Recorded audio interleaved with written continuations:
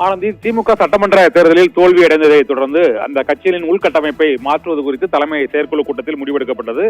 அதன் அடிப்படையில் 77 மாவட்ட கழகங்களாக பிரிக்கப்பட்டிருந்த திமுக கட்சியின் மாவட்ட செயலாளர்கள் இப்போது 110 அதிகரிக்கப்பட்டிருப்பதாக திமுக தலைவர் மு.க.ஸ்டாலின் அறிவித்திருக்கிறார். எந்தெந்த தொகுதிகள் எந்தெந்த மாவட்டங்களில் இடம்பெற வேண்டும் என்பதை வரையறுப்பதற்கான அதிகாரம் திமுக தலைவருக்கு வழங்கப்பட்டிருக்கிறது. இதன்படி இந்த 110 மாவட்ட கழகத்திற்கான எல்லைகள் மற்றும் அதிகாரங்கள் தொடர்பான விதிமுறைகளை திமுக தலைவர் மு.க.ஸ்டாலின் விரைவில் அறிவிக்க இருக்கிறார். சென்னையை பொறுத்தவரை 10 மாவட்டங்களாக பிரித்து இந்த 110 மாவட்டங்களில் 10 மாவட்டங்களாக சென்னையில் உள்ள மாவட்ட கழகங்கள் பிரிக்கப்பட்டுள்ளன. இதில் சோழிங்கநல்லூர் தனி மாவட்டமாக பிரிக்கப்படுவதாக அறிவிக்கப்பட்டிருக்கிறது. மேலும் அறிவிக்கப்பட்டுள்ள இந்த 110 மாவட்ட கழகங்களுக்கும் மாவட்ட செயலாளர்கள் தலைமை கழக மூலம் அனுப்பப்படும் பிரதிநிதியின் மூலமாக அவர்கள் முன்னிலையில் ஒரு மாவட்ட செயற்குழுவை கூட்டி அதன் அடிப்படையில் ஒன்றிய கழகம் மற்றும் பேரூர் வட்ட கிளை அமைப்புகளை பிரித்து தேர்ந்தெடுக்க வேண்டும் என்றும் அதற்கான பரிந்துரையை தலைமை செயற்குழுவில் விரைவில் அனுப்ப வேண்டும் என்றும் இந்த மறுசீரமைப்பு குழு வழிகாட்டிய நெறிமுறைகளின்படி புதிய கழக அமைப்புகள் உருவாக்கப்பட்டிருக்கிறது என்று திமுக தலைவர் மு.க.ஸ்டாலின் வெளியிட்டுள்ள அந்த அறிவிப்பில் தெரிவித்திருக்கிறார். இதனால் 77 மாவட்ட கழக செயலாளர்கள் இதுவரை திமுகவில் இருந்தார்கள். இனிமேல் 110 மாவட்ட செயலாளர்கள் தேர்ந்தெடுக்கப்பட்டு அறிவிக்கப்பட இருக்கிறார்கள். இதற்கான உள்கட்சி தேர்தலும் விரைவில் நடைபெற இருக்கிறது. அதற்கு தற்போது உள்ள மாவட்ட செயலாளர்களே அந்த மாவட்டத்திற்கு உட்பட்ட விரிவாக்கம் செய்யப்பட்ட மாவட்ட கழகங்களை அதனுடைய எல்லைகளை தீர்மானித்து தலைமை கழகத்திற்கு உடனடியாக தெரிவிக்க வேண்டும் என்ற வேண்டுகோளும் விடுக்கப்பட்டிருக்கிறது. சென்னை இதுவரை 7 மாவட்டங்களாக இருந்தது, இப்போது 10 மாவட்டங்களாக பிரிக்கப்பட்டிருக்கிறது. சோழிங்கநல்லூர் தொகுதி பெரிய தொகுதியாக இருப்பதால் அது தனி திமுக மாவட்டமாக பிரிக்கப்படுவதாக அறிவிக்கப்பட்டிருக்கிறது என்றும் தெரிவிக்கப்பட்டுள்ளது. இதே போல மதுரை, சேலம், கோவை ஆகிய மாவட்டங்களும் 5 மாவட்டங்களாக பிரிக்கப்பட்டிருக்கிறது. தஞ்சாவூர், கடலூர் ஆகிய மாவட்டங்கள் 4ஆக பிரிக்கப்பட்டிருக்கிறது. ஒரு சில மாவட்ட செயலாளர்கள் மட்டும் 3 தொகுதிகளை கவனிக்கும் வகையில் ஏற்பாடு செய்யப்பட்டிருக்கிறது. 2 தொகுதிகளுக்கு ஒரு மாவட்ட செயலாளர் என்று அறிவிக்கப்பட்டு விட்டாலும் ஒரு சில மாவட்ட செயலாளர்கள் 3 தொகுதிகளை அவர்கள் பார்க்கக்கூடிய அளவுக்கு அந்த 3 தொகுதிகளுக்கான மாவட்ட செயலாளர்களும் அறிவிக்கப்பட இருக்கிறது. திருநெல்வேலி மாவட்டம், தூத்துக்குடி மாவட்டத்திற்கு 3 மாவட்ட செயலாளர்களும், நெல்லைக்கு 2 மாவட்ட செயலாளர்கள் இருப்பதும், கன்னியாகுமரிக்கு 3 மாவட்ட செயலாளர்கள், இதே போல தென்காசி மாவட்டத்திற்கு 2 மாவட்ட செயலாளர்கள் திமுக தரப்பிலும், விருதுநகரில் 3 மாவட்ட செயலாளர்கள் நியமிக்கப்படுவார்கள் என்றும் அந்த 110 மாவட்டங்களாக உருவாக்கப்பட்டுள்ள அந்தந்த மாவட்டங்களுக்கு ஒவ்வொரு மாவட்டத்திலும் அந்த மாவட்ட செயலாளர்களின் எண்ணிக்கை அதிகரிக்கப்பட்டிருக்கிறது. மதுரை, சேலம், கோவை ஆகிய மாவட்டங்கள் பெரிய மாவட்டங்களாக இருப்பதால் அது 5 மாவட்டங்களாக பிரிக்கப்பட்டிருக்கிறது. இதனால் மதுரை மாவட்டத்திற்கு 5 மாவட்ட செயலாளர், இதே போல சேலம், கோவைக்கும் 5 மாவட்ட செயலாளர்கள், இதே போல தஞ்சாவூருக்கும் 4 மாவட்ட செயலாளர்கள் திமுக தரப்பில் செயல்படுவார்கள். இதே போல கடலூர் மாவட்டத்திற்கும் 4 மாவட்ட செயலாளர்கள் செயல்பட இருக்கிறார்கள். ஒரு சில மாவட்ட செயலாளர்களுக்கு மட்டும் 3 தொகுதிகளை கவனிக்கும் வகையில் ஏற்பாடு செய்யப்பட்டிருக்கிறது. சென்னை 10 மாவட்டங்களாக திமுகவில் பிரிக்கப்பட்டிருக்கிறது. இதனால் திமுகவின் கட்சி நிர்வாக மாவட்டங்களின் எண்ணிக்கை 77 110 உயர்ந்திருக்கிறது. தென் மாவட்டங்களான தூத்துக்குடி, கன்னியாகுமரி 3 மாவட்ட செயலாளர்கள் நியமிக்கப்படுவார்கள்.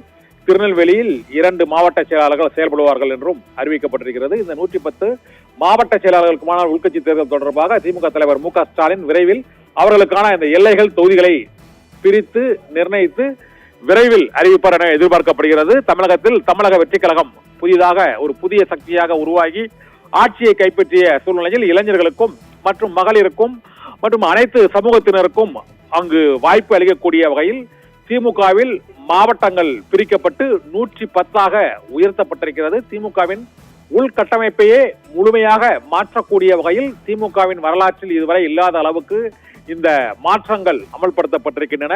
70 வயது வரை மாவட்ட செயலாளர்களாக அவர்கள் பொறுப்பு வகிக்கலாம் என்று அறிவிக்கப்பட்டுள்ள சூழ்நிலையில் கன்னியாகுமரி மாவட்டம், கன்னியாகுமரி கிழக்கு மற்றும் கன்னியாகுமரி தெற்கு, கன்னியாகுமரி வடக்கு மற்றும் கன்னியாகுமரி நாகர்கோயில் என மற்றும் குளச்சல், கிள்ளியூர், பத்மநாபபுரம் மற்றும் விளவங்கோடு ஆகிய தொகுதிகளை உள்ளடக்கி இந்த தொகுதிகள் உள்ளடக்கி இந்த கன்னியாகுமரி மாவட்டம் பிரிக்கப்பட்டிருக்கிறது. 3 மாவட்ட செயலாளர்கள் கன்னியாகுமரி மாவட்டத்திற்கு நியமிக்கப்படுகிறார்கள். கன்னியாகுமரி கிழக்கிற்கு கன்னியாகுமரியும் நாகர்கோயிலும், கன்னியாகுமரி தெற்கு தொகுதி குளச்சல், கிள்ளியூர் தொகுதி பொறுப்பாளர்களாக இருப்பார்கள். கன்னியாகுமரி வடக்கு மாவட்ட செயலாளர், இதே போல பத்மநாபபுரம், விளவங்கோடு தொகுதிகளுக்கான மாவட்ட செயலாளர்களாக இருப்பார்கள். இதே போல திருநெல்வேலி வடக்கு மாவட்ட செயலாளர் திருநெல்வேலி தொகுதி, அம்பாசமுத்திரம் தொகுதி மற்றும் பாளையங்கோட்டை தொகுதி ஆகிய 3 தொகுதிகளுக்கும் அந்த திருநெல்வேலி வடக்கு மாவட்ட செயலாளர் பொறுப்பாக இருப்பார். திருநெல்வேலி தெற்கு மாவட்ட செயலாளர் நாங்குநேரி மற்றும் ராதாபுரம் ஆகிய 2 தொகுதிகளுக்கான மாவட்ட செயலாளராக அவர் பொறுப்பு வைப்பார். இதே போல தூத்துக்குடி மாவட்டத்தின் தெற்கு மாவட்ட செயலாளருக்கு திருச்செந்தூர், திருவைகுண்டம் ஆகிய 2 தொகுதிகள் பொறுப்பாக ஒப்படைக்கப்படுகிறது. தூத்துக்குடி மத்திய தொகுதிக்கு மத்திய மாவட்ட செயலாளருக்கு தூத்துக்குடி, ஓட்டப்பிடாரம் தனி ஆகிய 2 தொகுதிகள் அதற்கு பொறுப்பாளர்களாக இருப்பார்கள். தூத்துக்குடி வடக்கு மாவட்டத்திற்கு விளாத்திக்குளம், கோவில்பட்டி ஆகிய தொகுதிகள் பொறுப்பாளர்களாக இருப்பார்கள் என அறிவிக்கப்பட்டிருக்கிறது. இதே போல தென்காசி கிழக்கு மாவட்ட செயலாளர் சங்கரன் கோயில், தென்காசி, ஆலங்குளம் ஆகிய தொகுதிகளுக்கும், தென்காசி மேற்கு மாவட்ட செயலாளர் வாசுதேவநல்லூர் மற்றும் கடையநல்லூர் தொகுதிகளின் பொறுப்பாளர்களாக தென்காசி மேற்கு மாவட்ட செயலாளர் இருப்பார். இதே போல விருதுநகர் மாவட்டத்தை பொறுத்தவரை விருதுநகர் வடக்கு, விருதுநகர் கிழக்கு மற்றும் விருதுநகர் மேற்கு என அந்த மாவட்ட செயலாளர் பதவி 3ஆக பிரிக்கப்பட்டிருக்கிறது. விருதுநகர் வடக்கு மாவட்ட செயலாளர் சிவகாசி, விருதுநகர், திருச்சுழி ஆகிய 3 தொகுதிகளுக்கு பொறுப்பாளர்களாக இருப்பார் என்றும், விருதுநகர் கிழக்கு மாவட்ட செயலாளர் சாத்தூர், அருப்புக்கோட்டை ஆகிய தொகுதிகளுக்கு பொறுப்பாளராக இருப்பார் எனவும் அறிவிக்கப்பட்டிருக்கிறது. இதே போல மதுரை மாவட்டத்தை பொறுத்தவரை மதுரை தெற்கு, மேற்கு, கிழக்கு, வடக்கு, மத்திய என 5 மாவட்டங்களாக பிரிக்கப்பட்டிருக்கிறது. மதுரை மத்திய தொகுதியின் பொறுப்பாளராக மதுரை மத்திய தொகுதி மற்றும் மதுரை மேற்கு தொகுதி பொறுப்பாளர்களாக மதுரை மத்திய தொகுதி மாவட்ட செயலாளர் இருப்பார் என அறிவிக்கப்பட்டுள்ளது. இதே போல மதுரை வடக்கு தொகுதியின் பொறுப்பாளர்களாக மதுரை வடக்கு மற்றும் மதுரை தெற்கு தொகுதியின் பொறுப்பாளராக வடக்கு மாவட்ட செயலாளர் பொறுப்பு வகிப்பார் என அறிவிக்கப்பட்டுள்ளது. மதுரை கிழக்கு தொகுதி கிழக்கு மாவட்ட செயலாளர் மேலூர் மற்றும் மதுரை கிழக்கு தொகுதியின் பொறுப்பாளராக இருப்பார் என்றும், மதுரை மேற்கு தொகுதி மாவட்ட செயலாளர் சோழவந்தான், உசிலம்பட்டி தொகுதியின் பொறுப்பாளர்களாக இருப்பார் என்றும், திருப்பரங்குன்றம், திருமங்கலம் ஆகிய 2 தொகுதிகளுக்கும் மதுரை தெற்கு மாவட்ட செயலாளர் பொறுப்பாக இருப்பார் எனவும் அறிவிக்கப்பட்டிருக்கிறது. ராமநாதபுரம் மாவட்டம் 2ஆக பிரிக்கப்படுகிறது. இதே போல தேனி மாவட்டத்திற்கும் 2 மாவட்ட செயலாளர்கள், இதே போல திண்டுக்கல் மாவட்டத்திற்கும் 3 மாவட்ட செயலாளர்கள் நியமிக்கப்படுவார்கள் என திமுக தலைமை கழகம் வெளியிட்டுள்ள அந்த அறிவிப்பில் தெரிவிக்கப்பட்டுள்ளது. திமுக தலைவர் மு க ஸ்டாலின் வெளியிட்டுள்ள அந்த அறிவிப்பில் தஞ்சாவூர், கடலூர் மாவட்டங்களும் ஆகிய மாவட்டங்களுக்கு தலா 4 மாவட்ட செயலாளர்கள், தஞ்சாவூருக்கு தனியாக 4 மாவட்ட செயலாளர்கள், கடலூருக்கும் 4 மாவட்ட செயலாளர்கள் என இந்த உள்கட்டமைப்பு விரிவாக்கம் மற்றும் மாவட்ட செயலாளர்களின் எண்ணிக்கை உயர்வு ஆகியவற்றிற்கான அந்த தொகுதிகள் மற்றும் மாவட்டங்கள் பிரிக்கப்பட்டதற்கான அறிவிப்பை திமுக தலைவர் மு க ஸ்டாலின் இன்று அறிவித்திருக்கிறார். ஆனந்தி.